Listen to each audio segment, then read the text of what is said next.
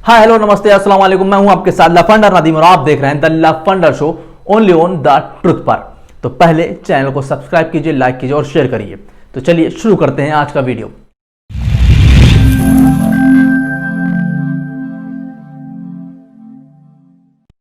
तो बात करते हैं आज सरकार और किसानों के बीच चल रहे खींचातानी की। सरकार अपनी बात पर अड़ी है कि वो किसी भी कीमत पर तीनों कृषि कानूनों को वापस नहीं लेगी, लेकिन वहीं दूसरी तरफ किसान भी अपनी बात पर अड़ चुके हैं कि तीनों बिलों को वापस यानी कि तीनों कानूनों को वापस लेना पड़ेगा। अब देखना है कि इसमें किसकी जीत होती है और किसकी हार होती है। फिलहाल मैं बात करने वाला हूं आज एमएसपी की और उन कुछ चीजों की जिस पर किसान अपनी बात को लेकर मांगों पर अड़े हुए हैं।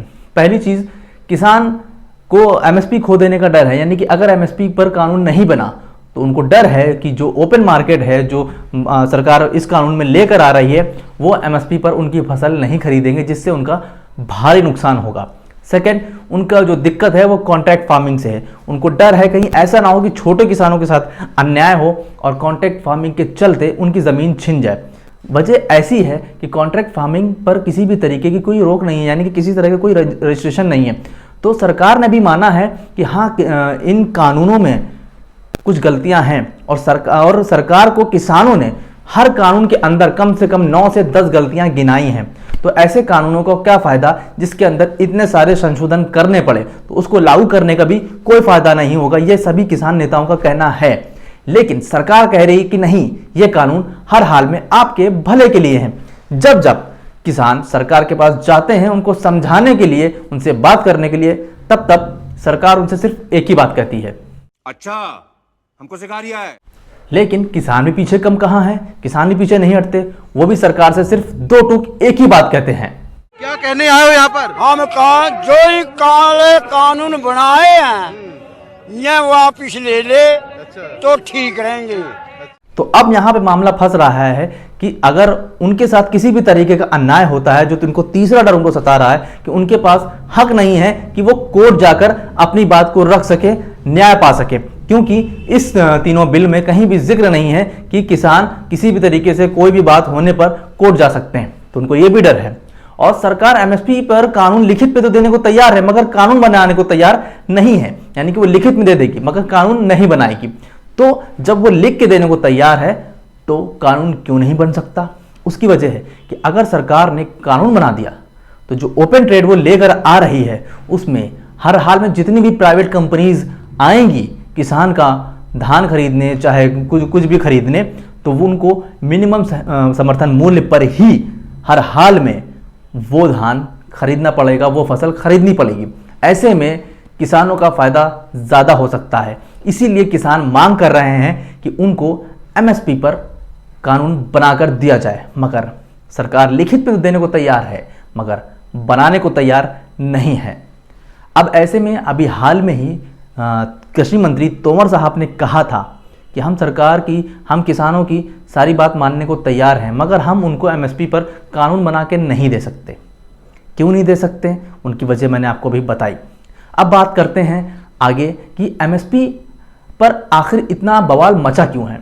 एमएसपी पर बवाल इसीलिए मचा हुआ है कि जो मंडियां हैं, जो सरकार की मंडियां हैं, उस पर भी किसान को एमएसपी पर फसल बेचने पर पैसा नहीं मिल पाता है, यानी कि एमएसपी पर ही वो अपनी फसल को नहीं बेच पाते हैं। यानी कि मंडियों का जब यह हाल है तो सोचिए अगर ओपन ट्रेड में अगर आ जाएंगे तो क्या हाल होने वाला है। इसीलिए सरकार से किसान की गुहार लगी हुई है कि आप हमें एमएसपी पर कानून बनाकर दें, मगर सरकार कह रही है नहीं, हम आपको एमएसपी पर कानून बनाकर नहीं दे सकते। अब तक के 6 दौर की बातचीत हो चुकी है, इसका कोई भी हल नहीं निकला है और आगे भी कोई भी हल नहीं निकलेगा जब तक कि ये तीनों बिल वापस नहीं लिए जा सकते। पहली बार ऐसी बात हो रही है कि किसान अपनी मांगों को लेकर, अपने भले को लेकर सरकार से जिद पर अड़े हैं, मगर सरकार अपनी जिद पर अड़ी है कि वो किसानों की बात नहीं मानेगी। क्यों नहीं मानेगी समझ में नहीं आ रहा है, किसी के भी पल्ले नहीं पड़ रहा है कि जब खुद किसान कह रहा है कि उसको उसके भले का नहीं करना है, तो आप इन किसानों को उनके हक दे दीजिए, उनके मांगों को मान लीजिए और इन तीनों कानूनों को वापस ले लीजिए। लेकिन नहीं, सरकार अपनी बात पे अड़ी है। सरकार सीए और एनआरसी पर तो कानून बना सकती है, सरकार लव जिहाद पर तो कानून बना सकती है, मगर सरकार एमएसपी पर कानून नहीं बना सकती, क्योंकि उससे उनके चाहने वालों का नुकसान होगा, किसान का फायदा होगा। और इसी तरीके से किसान सिर्फ और सिर्फ अगर देखा जाए तो कहीं ना कहीं प्राइवेट कंपनीज को फ़ायदा पहुंचाने के लिए ही एमएसपी पर नहीं बना सकती। एक तरफ तोमर साहब कह रहे हैं कि सरकार जो है ओपन ट्रेड का एक ऑप्शन दे रही है किसानों को, वो जाकर पूरे देश में कहीं भी अपनी फसल को, अपने अनाज को बेच सकते हैं। वहीं इसी बात को लेकर इनके अंदर ही मनभेद है और मतभेद है, दोनों है।